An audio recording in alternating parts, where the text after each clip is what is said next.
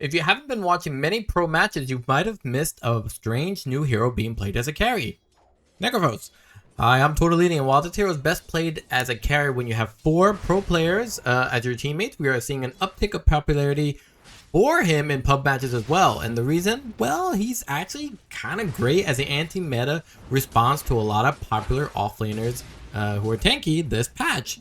Let's break it down. So what is the deal? Well, you know, the importance of winning safe lane for pos 1 carry heroes is extremely important, as you will know, for a few patches now. And that now goes as far as also withstanding tanky spell spamming offlaners. These days, we see actually a lot of offlaners kind of seek out sustainability in the lane to secure easy last hits while relying on their attacks and spells to punish the safe laner. Pretty obvious formula if you played offlane at any point in the past year. Heroes like, you know, Dawnbreaker, Night Stalker, right? Big bracer buyers. Slardar with the free regen from his puddle, Tidehunter, Underlord, Axe, right? Those are very great tanky heroes with a lot of low cooldown spells.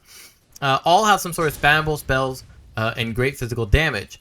Now, in the lane, they're all bulking up to get their necessary early game items and then waiting to hit level 6 to then bulldoze the lane and eventually the tier 1 tower for the safe laners.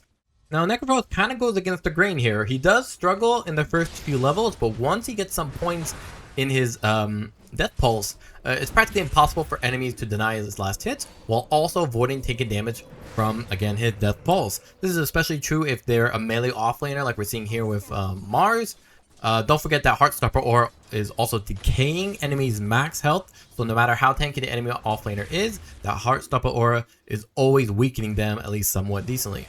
What's more is that since Sadist is an innate ability and it also scales now with levels in since patch 7.41, Necrophos has a constant level of health and mana regeneration that honestly no other pos 1 carry has. So the strategy is pretty simple, right?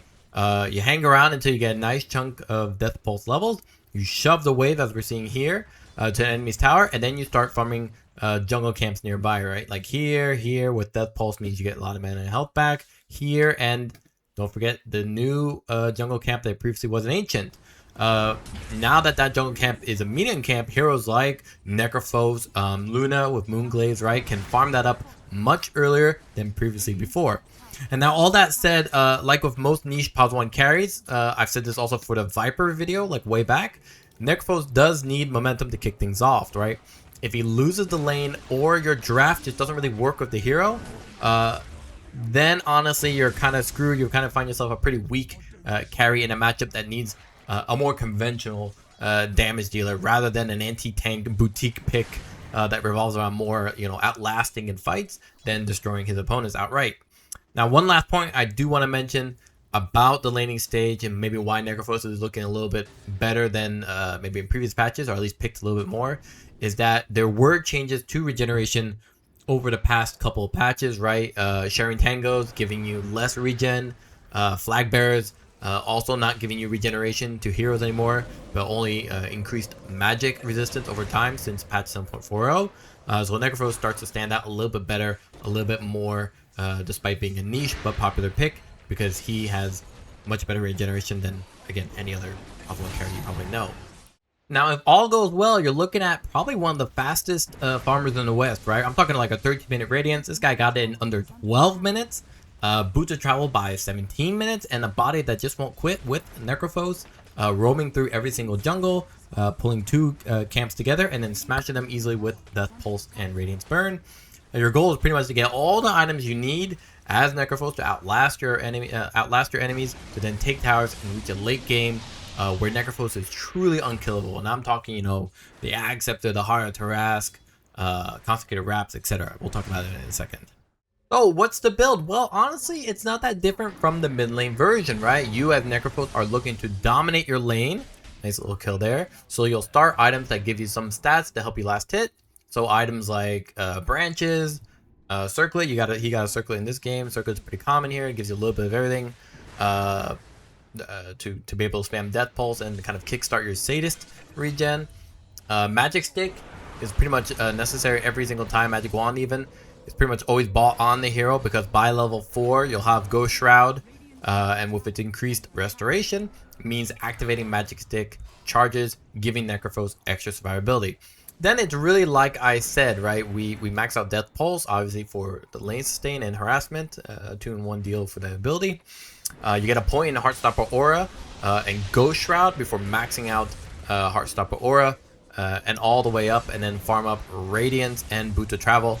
Axe Shard is going to be pretty much your third item almost every single time for better maneuverability between jungle camps.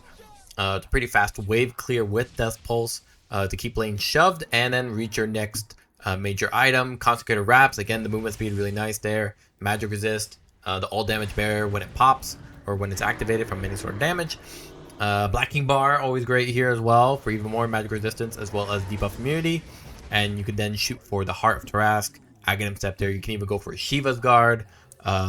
Yules is not unheard of either if you need a little more movement speed and a cheap dispel against Orchid buyers, right? Common Orchid buyers, Storm Spirit, Queen of Pain, etc. And in terms of talents, level 15, level 20 goes whichever way you want. But in terms of talents, the level 10 talent Sadist stack duration is essential, while plus 60 Death Pulse heal is a nice one as well at 15, alongside the level 20 Heartstopper Aura regen reduction talent, and then at 25 minus 2.5 Death Pulse cooldown at 25 at the 25 talent as mentioned before. Again, really nice hero overall in general.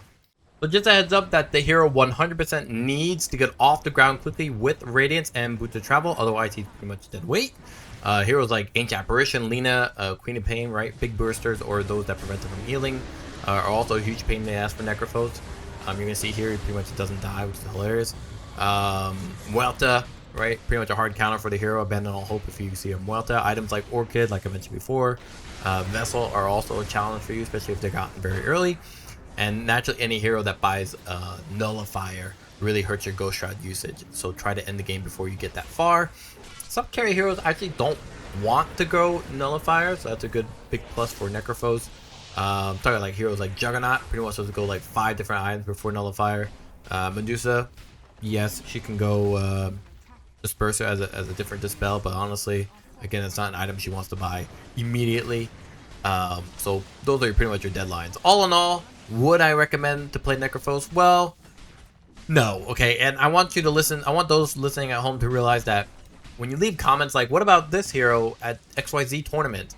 You have to understand that tournaments do not define if a hero is good or bad inherently. It's going to obviously highlight maybe some heroes that could be considered stronger, but actually the reality is really that some of these heroes that seemingly strong are because they are curated picks based on an agreed draft by a team of pro players who are coordinated on what strategy they want to use for their specific opponent or specific matchup. A lot of times tournaments are not really meta defining on hero trends. It's actually kind of the opposite, where high level pup matches that establish a meta or kind of trend then bubble up into seeing certain heroes come up in tournament matches. But it's important to know that it's cyclical as well, right? If a hero succeeds really well in tournaments, you're going to see that reflected back even more into pup matches and then trickle down to your average Guardian game, where they're picking these heroes for absolutely zero understanding why, or just completely messing up the timings and all that jazz. So Necrophos Pause 1, yes, it can work, but the circumstances are dictatorial on its success, and for the most part, or honestly for most of us who are not playing on coordinated teams, the pick is going to look like it's griefing at this point. You should really see Necrophos as kind of not really a secretly strong hero, but a hero that, you know, you would understand why you pick it or when you pick it. And hopefully this video is a little bit a reason why we do it, right? We make these videos, or at least I try to make these videos, both for me to understand why they're so popular, why they're so interesting, but also so when it comes to make a decision to pick the hero, I can identify the context in which it's justified, so to speak. And then I meet my teammates so they don't shit on me until we win. No, I usually don't play Pause 1 anyway. I also think that what I'm saying now about Necrophos being niche might not be true later on, and Necrophos could very well just be very overpowered. And it's thanks to the tournaments that we start seeing being played more at high level pubs, and we start seeing more that he's just generally very good, given, you know, the circumstances of the way matches are being played. That's all possible, but again, you need to wait for time, you need to see how it plays out, etc. And hopefully patch doesn't cut him at his knees. Anyways, I think I've said enough. Don't forget to subscribe and check out my other video on top heroes to play in 7.41.